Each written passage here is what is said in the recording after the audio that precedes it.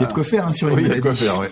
Docteur, j'ai mal, je souffre, j'ai la maladie des mots mal dits, des mots recyclés, une maladie chronique, une sorte de diarrhée verbale, c'est plus fort que moi. Je frôle l'overdose de lourds calembours, c'est de la bouillie de gros mots, longue conversation. Docteur, chez moi, la réalité dépasse l'infection. Remarquez, il y a peut-être pas de quoi s'inquiéter, parce que finalement, les maladies sont là depuis que l'homme est homme, peut-être même avant.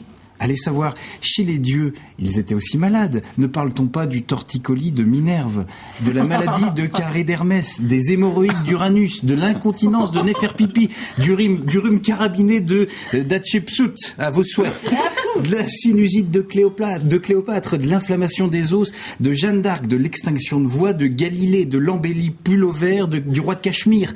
Et Roland de Roncevaux ne périt-il pas d'un corps au pied des Pyrénées? Ben Laden n'est-il pas mort d'une rupture d'intégrisme? Vous le voyez, les maladies existent depuis la nuit des temps. Et hier comme aujourd'hui, elles sont démocratiques, surtout depuis 1789 et la célèbre prise de la pastille. Elles s'attaquent à toutes les couches de la société. On ne compte plus d'ailleurs le nombre de maladies des chefs d'État. La fidèle gastro du chef de Cullois, les aftes de Bush, les mises en eczéma de certains ministres, la prostate de Mitterrand, la fracture de Chirac, la rupture de Sarko, mais aussi les maladies des gens du showbiz. L'hernie fiscale de Johnny, le scorbut de Zidane, la peste de Camus ou les lésions dangereuses de DSK. Les maladies touchent des gens comme vous et moi, des jeunes, des vieux, comme les ados qui mettent l'acné sous le paillasson ou l'arthrite des vieux travailleurs.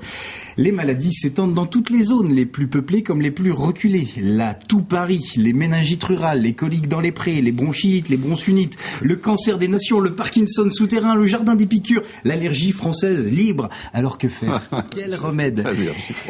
D'aucuns parlent, dogmadom, vont prier Sainte Anesthésie ou l'Immaculée Contraception et espérer qu'un cas, que Dieu nous prothèse. D'autres, plus défaitistes, vous diront la mort dans l'asthme, qu'on n'y peut rien et il faut bien que jaunisse se passe. Et d'autres, au contraire, vous diront qu'il faut s'en remettre aux médecins, professeurs, chirurgiens, qui ne cessent de chercher, qui se donnent sans compter pour soigner. Ils auscultent, ils prescrivent, ils opèrent, ils vous passent sur le billard et eux seuls peuvent vous guérir. Tiens, passer sur le billard, tout ça pour ça. Ah, d'accord. Passer sur le billard, c'est l'expression du jour. D'où vient-elle cette expression? Et d'ailleurs, s'agit-il du billard français ou du billard américain? Y a-t-il un rapport? Rien n'est moins sûr. Voici 4 explications, vraies de vraies. À vous de retrouver la véritable origine. C'est la partie interactive de cette chronique. Première explication, passer sur le billard. Cette expression date de la guerre de 1870. Eh oui, faute de tables d'opération, les tables de billard étaient réquisitionnées pour opérer les malades. On raconte que le maréchal MacMahon a lui-même été opéré. Et si on se réfère aussi à Madame Bovary, il est question de Madame Bovary se fait opérer dans la salle du billard. Il ne s'agit pas de la table du billard, mais donc c'est bien de cette époque. Deuxième explication. C'est le docteur Billard qui a donné son nom au fauteuil, mais au fauteuil de dentiste qu'il fabriquait dès 1875. Et les patients se faisaient soigner sur ce fauteuil Billard. Et par extension, la dénomination de Billard se serait appliquée à l'endroit où on se fait opérer. Troisième explication. Un billard, ça désignait en fait le bâton recourbé dont on sert pour pousser les billes ou les boules. Et ce mot ensuite a dérivé pour désigner le jeu de billard aujourd'hui. Ce jeu est devenu très populaire à la cour du roi Louis XIV, pardon. Mais tout ça est vrai. Alors, tout le monde le sait, quand on fait du billard, on s'est vite rendu compte que le revêtement de la table, sorte de drap feutré, devait mériter tous les soins. Il faut donc de la minutie, de la précision, de la concentration, autant de termes qui se rapportent à l'exercice de l'opération chirurgicale. Allez, dernière explication. On doit l'expression au poilu de la guerre 14-18. Le billard désignait l'espace qui séparait les tranchées ennemies. Passer sur le billard, c'est sortir de sa tranchée pour l'assaut et se retrouver en danger de mort sur le terrain des opérations. Voilà 4 explications. 1870, le fauteuil, le billard ou les poilus. Alors à votre avis, peut-être vous le savez. La première paraît la plus. Jérôme, on attend impatiemment de savoir d'où vient cette expression, passer sur le billard. Oui, alors 4 explications. 1870, ou alors le fauteuil du docteur Billard, ou alors encore le billard qui demande de la concentration, ou les poilus. Eh bien, je tiens à vous dire que je n'ai inventé aucune explication, aussi fantaisiste qu'elle soit. Docteur Billard existe. Sont vraies. Alors, elles sont plus ou moins fiables. Il y en a deux mais il y en a deux qu'on retrouve plus précisément, et il semblerait que ce soit en soi l'origine. C'est les poilus Et puis, effectivement, 1870 et sans doute peut-être aussi pendant la Première Guerre, manquant de table d'opération, on a utilisé les tables de billard. D'accord. Voilà. Très bien. Bon, j'ai fait une lettre au médecin. Ah, attention. TV Vendée le 22 février 2012. Cher médecin, je vous écris cette chronique à cœur ouvert sans manquer de passer les expressions au scalpel, de disséquer les mots au bistouri pour vous dire tout le bien que je pense de votre métier. Votre métier, que dis-je? Un sacerdoce, une vocation. Toubib? Or not toubib. Vous ne vous êtes sans doute pas posé longtemps la question. Soigner, c'est en vous. Vous l'avez dans la peau, à 100%. Et ça, depuis le début de votre vie. Tout a sans doute commencé au service maternité, le jour de votre naissance. Vous avez buté contre le périnée de votre mère. Vous avez le nez dans l'os.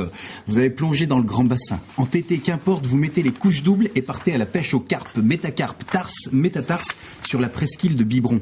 Vous grimpez le mont Vénus, vous franchissez le col du fémur, vous escaladez la colonne vertébrale et vous nagez dans ces eaux-là entre clavicule et omoplate. Aucun doute, le corps médical vous plaît.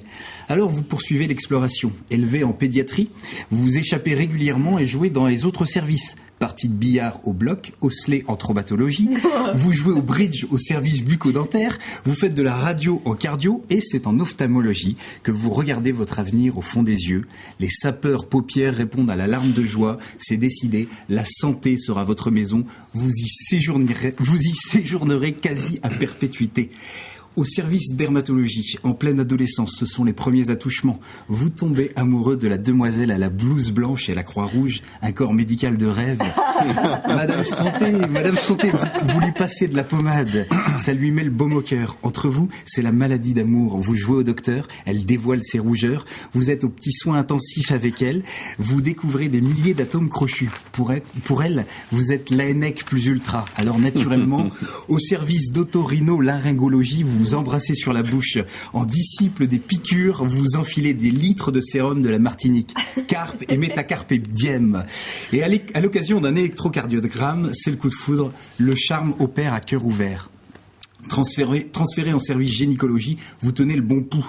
Vous emmêlez les perfusions à profusion. C'est l'heure des lésions dangereuses. On n'arrête pas le procréer. Vous trouvez les marmots pour le dire. Vous lui faites des serments. Vous la traitez d'Hippocrate. Vous jurez de vous aimer à la vie, à la mort. Ainsi, vous l'avez épousée, Madame Santé. Je vous l'avais dit, médecin, chirurgien, c'est une vocation, une maladie d'amour. Allez, j'en termine ainsi ma chronique et dans la salle d'attente de votre réponse, je vous prie, monsieur le médecin, d'obstruer l'expression de mes ulcères interventions. Votre impatient patient. Ah, c'est très bien. Bravo. Bravo, Jérôme.